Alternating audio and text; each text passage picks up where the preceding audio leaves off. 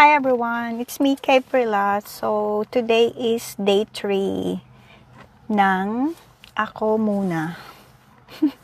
Ako Muna is yung sinasabi kong day off ko ng 3 days. So, ako muna lahat. Unahin ko muna yung sarili ko and para hindi ako cranky. Magpaganda tayo. So, tapos na yung yung 3 days off na ginawa ko. Ayan. So, nagpa-hair ako. Pinaayos ko na yung hair ko. And finally, okay na siya.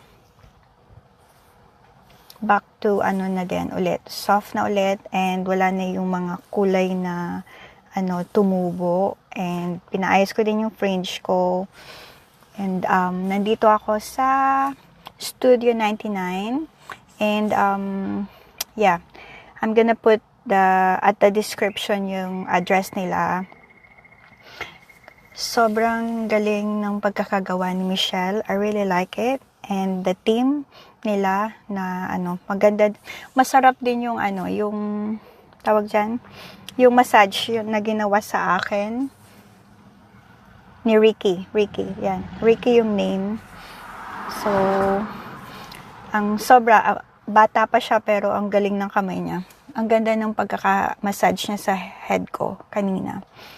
And ayan. So, I'm gonna maintain this hair color kasi talagang gustong-gusto ko siya. Ayan.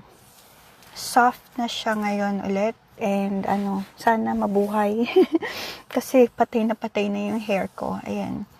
And pinaayos ko yung fringe ko. So, kung titingnan nyo, para ako naka-wig. Pero hindi, totoo yan. Ayan. And bumili na din ako sa kanya ng mga purple shampoo, purple conditioner, and yung other, ito.